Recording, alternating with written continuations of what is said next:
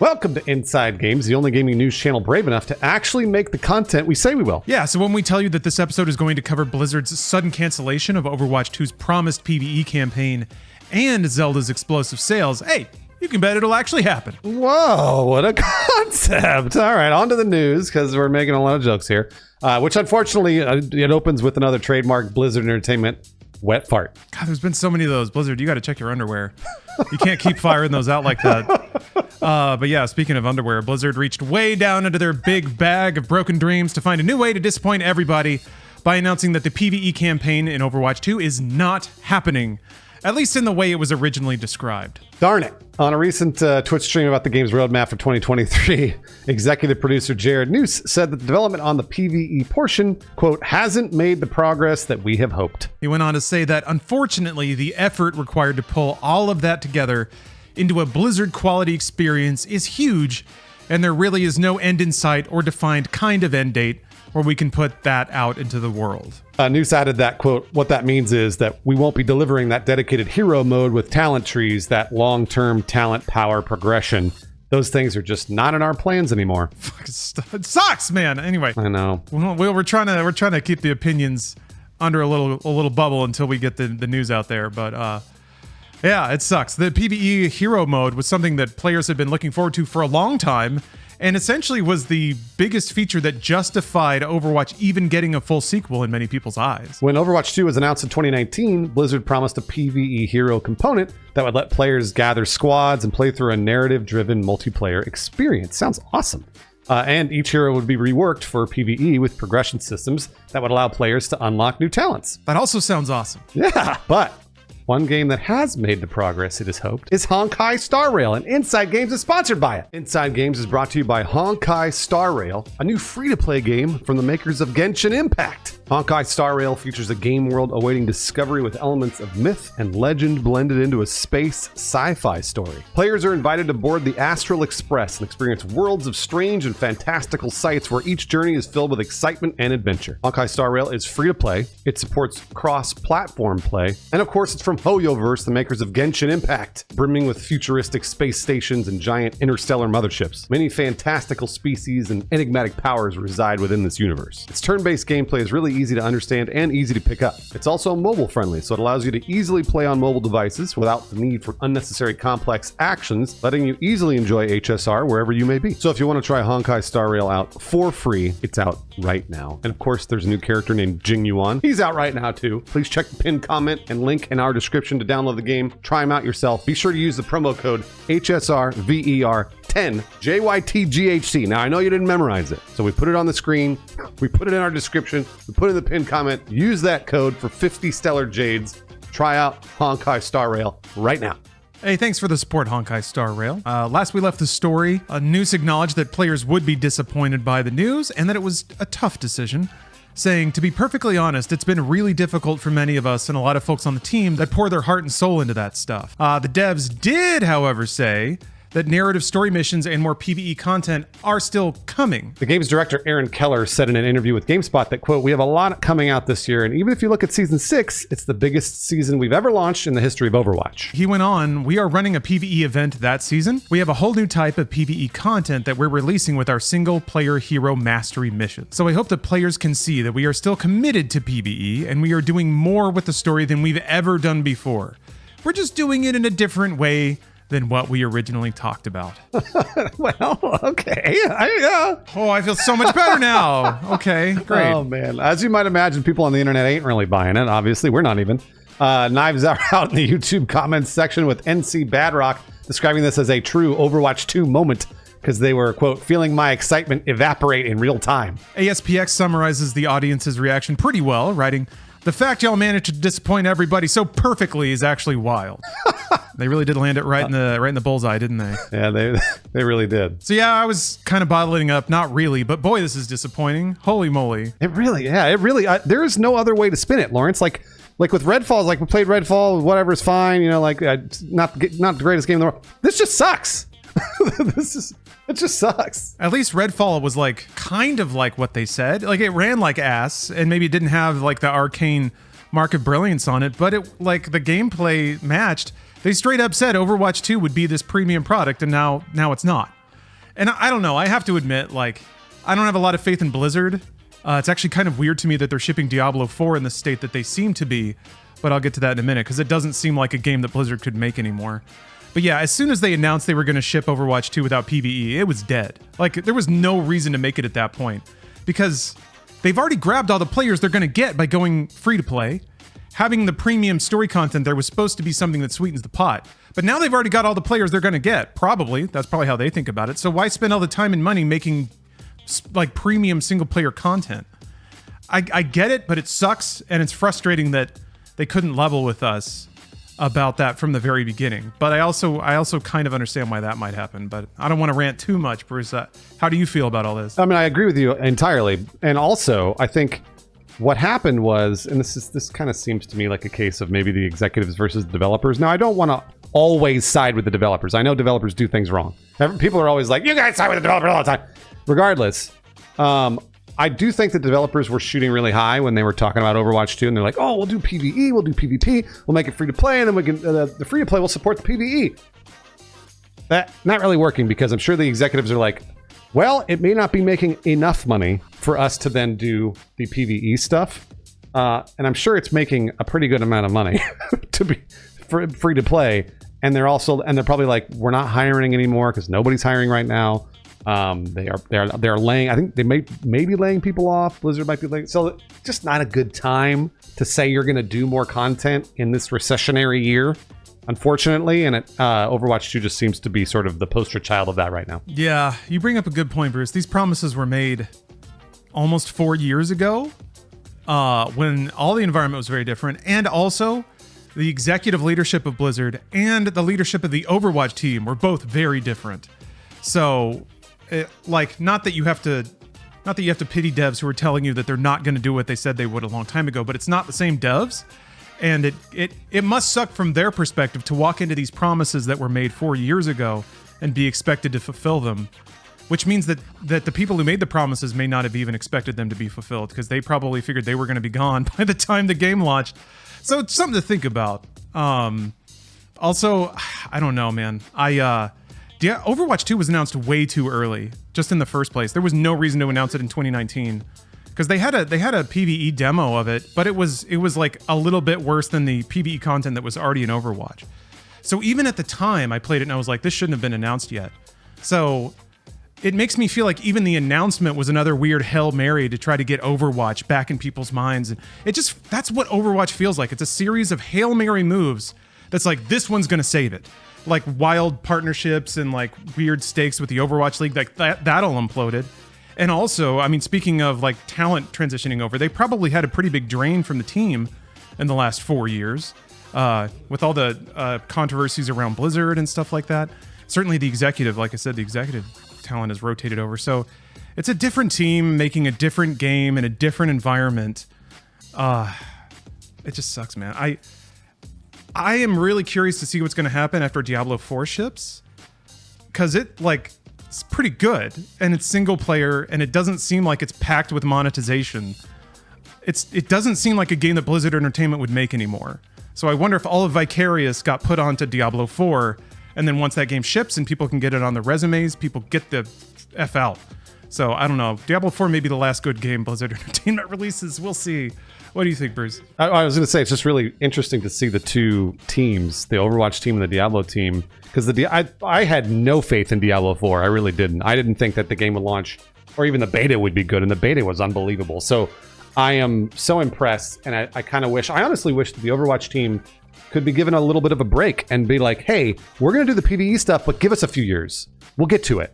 And then let Diablo be the cash cow for a second and bring in all their money. And unfortunately, it's Blizzard and Activision, so they got to make billions of dollars in profit to keep the shareholders happy. That's sort of the issue right now, is that they're trying to balance these two games and these two teams. And I feel so bad for the Overwatch team. Sorry, we feel bad, commenters. I know you hate that when we feel bad for people, but we try with that. We try with a little bit of empathy here. Yeah, they're in a rough spot because they're caught between the market reality that premium single-player content doesn't earn the kind of money Blizzard wants, especially when your parent Activision is expecting like another World of Warcraft from you or something like that. So Yeah, it sucks to be in that position. The quote about the dev team members that actually do care about the story and want to make that content. Oh, yeah. I buy. Yeah. I can imagine being a dev at Blizzard and you've worked for 3 years on a premium Overwatch campaign that has story and characters and all these cool moments. And all of a sudden, just because monetization isn't right, it just gets killed or tossed out of the roadmap. And that must suck to see 3 years of your life just evaporate because it's not making free-to-play money. So, yeah, sorry about the empathy. No, Overwatch devs, lazy, suck asshole. All right, Lawrence, I know we promised another news bit here about Zelda. Right, it's in our roadmap. It's in our production roadmap. We said it. We said we were going to do it. But we got to level with you, audience. The effort required to pull all that together into an Inside Games quality experience is huge, and there's just no end in sight. Yeah, this is going to disappoint a lot of people, but what this means is that we will no longer be producing that Zelda story. It's just not in our plans anymore. Now, to be perfectly honest, it's been really difficult for many of us to cancel this story. Brian Gar actually worked really, really hard on it. Look at him, poor guy. Bruce, we should just do the story. We should just do what's right and not make millions of dollars by not making the story, and just make the story. Because, hey, anything that makes Sweet Brian sad is not worth it, even if it's dunking on Blizzard. Oh, man, this is a joke, guys. You get it? This is perfect. It's great news. Zelda Tears of the Kingdom released to phenomenal reviews last week. Nintendo just announced that it's also earned phenomenal sales. It sold more than 10 million copies in its first 3 days, making it the fastest selling Zelda game in history. This is so weird, man. Zelda games don't sell like this until Breath of the Wild, and so it's... Yeah. This is a crazy high number, by the way. Just for comparison, it took God of War Ragnarok 3 months to sell 11 million copies, and Elden Ring, which also just blew away all other From Software sales, it sold 12 million copies in 3 weeks. Man, that's crazy. And just a little humble law brag here. I can't remember where, and I wish I could... Somebody actually asked me my prediction for opening weekend sales for Zelda, and I said 10 million. Oh. And I wish I could remember where so I could really rub it in, but I just tossed it out somewhere. Hey, audience, if you can remember where I said that, let me know so I can rub it in on the internet. This game has also been universally hailed by critics with a 96 score on Metacritic. Nearly perfect. Not everyone's happy with the new Zelda, because it is the internet. Yes, there are some weirdos out there who have tried to review bomb Legend of Zelda Tears of the Kingdom on Metacritic. Which might be a perfect game. The game's user score on Metacritic is currently at 8.7, which isn't terrible, but it's a noticeable difference from the 96. Yeah, there's some zeros in there. Some players are mad about Zelda's performance. User Karante69, nice, gave it a 0 and complained that the game has muddy textures, poor draw distance, and a slew. Poor draw distance? That's just wrong! That's just wrong. Yeah. But yeah, a slew of other performance/visual issues. That sounds like a 0 if I've ever heard one, Bruce. User Brad the Dawn called the game, quote, extremely glorified DLC. It's not. I've seen that a lot in my chat. With a next-gen price, but definitely not a next-gen game. Oh my gosh. Yeah, okay. Where's the seamless drop-in, drop-out co-op cloud sync across multiple servers, Bruce? Where actually it does have cloud. Well, whatever. And Lord Vacant, it's actually a really good name, knocked the game's performance, saying that it, quote, looks like a Wii U game, and that when they played, it was, quote, rare not to be less than 30 FPS, and with an occasional stuttering as soon as the screen was filled with elements. That's it. I want the refund. Recent games like Redfall have gotten knocked for bad performance, but why is Tears of the Kingdom getting a pass? If it's under 30 FPS, Lawrence, why is it getting a pass? I mean, yeah, if you look at the math of it, right? Redfall, 30 FPS, bad. Zelda, 30 FPS, boo. It's not the same, right? It's not. Tess Carr, writing for The Gamer, says, it's an apples and oranges comparison because it's not a first-person shooter like Redfall. Tears of the Kingdom is a gigantic game running on old hardware, and Redfall is a more linear shooter on a very powerful current-gen console, or also on PC. Other critics like Ben Borthwick for Video Gamer argue that Tears of the Kingdom proves the graphics really don't matter because its gameplay and building mechanics are so fun. That's exactly right. Still, though, the vast majority of user reviews were positive. Leviak wrote on Metacritic that it's the game of the year, calling it, quote, the perfect game, with loads of mechanics and incredible creativity. While performance issues might bug some players, the fact that it's now the fastest selling game in the history of the franchise proves that for most people, it's really not a deal killer. No, it is a practically perfect video game. Now, I do have the frame drops. Occasionally I get some, muddy textures like that reviewer said. It don't fucking matter. The game is just so much fun to play. It's so much fun to see what you can do in this magical world that literally no one else has ever created on a video game, ever. It is a completely unique experience that I don't know. To me, this is like, hilariously, it's next gen, but it's on the oldest hardware you can imagine. There's some witchcraft in that development. It's unbelievable. It does have more of a next gen feeling than anything I've played in the last couple of years. I guess the Demon's Souls remake looked really good, and Elden Ring just kind of had that take your breath away expansiveness to it, pun partially intended. But Tears of the Kingdom's got it all. It's got that expansive open world that kind of blows your mind once you slowly start understanding how huge it is. But then even just the possibility space of what you can do in a small room with like 2 or 3 things is also huge. There's a universe in every room based on how people move around in it. So it's funny you mentioned the technical wizardry going on, because that's kind of a larger topic about how Nintendo's dev studios have been there for 40 years. Because Japanese work culture is a little bit different than ours, but Nintendo hires for life. So they've cultivated a technical ability in that team that is world class. And that only happens when you don't lay off all your employees after you ship a game. So that's an interesting thing, is that the same team has basically been making Zelda since it started, and that's very rare in games. But it has made Tears of the Kingdom that sort of late console experience that you didn't think was possible 5 years ago. Remember how like PS2 games or Xbox games, the ones that came out at the end of the life cycle looked so different than the ones at the beginning because some technical expertise had been gained over time. It's fun to see that again manifested in Tears of the Kingdom, because boy, it doesn't feel like that anywhere else. No. It feels like every game is a technical reset button. Yeah, I don't know how to recommend this game more. It's like one of those things where like, I don't know if you remember playing Half-Life 2. Half-Life 2, the physics in that game were otherworldly. It was like, how did they do this? It was the same with Half-Life Alyx, where everything you could interact with when you were playing it in VR. That's what this game feels like to me, where everything in the game works like you think it would in real life. Like if you drop something, or if you move something, or if like one of your abilities hits it specifically, it looks like it would work in real life. I don't know how they did it. It's unbelievable. It really is. And it doesn't crash. Things don't like and then fire into space. Like, it has none of the Gary's Mod weirdness, even though it essentially is Gary's Mod with Zelda. Yeah. It's got none of the Bethesda jank. Not at all. I'm running it at 60 FPS on an emulator, and even then it's still extremely rock solid. Like, you got to pick at it real hard to find any part where the game starts to get a little weird. So yeah, I don't know how they did it. God bless them. To think about that running on a Switch is really mind-blowing. And also gets me more excited for the future when Nintendo will finally release some kind of upgraded hardware so that people can see Breath of the Wild and Tears of the Kingdom in high resolution, high frame rate, because it is a revelation. Oh my God. It is, you're right. I played it emulated, Breath of the Wild emulated, and it's just, it is unbelievable. Hey, here are some patrons that support the Inside Games Patreon that actually fight review bombing with every ounce of their being. They hate it because it's stupid. Not Gak, Sean McLaughlin, Tali Monochrome, Lenny Neves, and Mark Fletcher. Thank you for doing the Lord's work. I got some patrons that were brought into being by these review bombing fighters. These review bomber jokers emerged from the darkness, Bruce. Whenever there's a fight, a review bomber will emerge. It's just how it goes. Jonathan Lenowski, Tito 007, Brown Sugar, Aaron Frace, and Spirit Bear are out there on the street. Spirit Bear actually kind of sounds like a Batman villain. Like one that gets put away in about a week.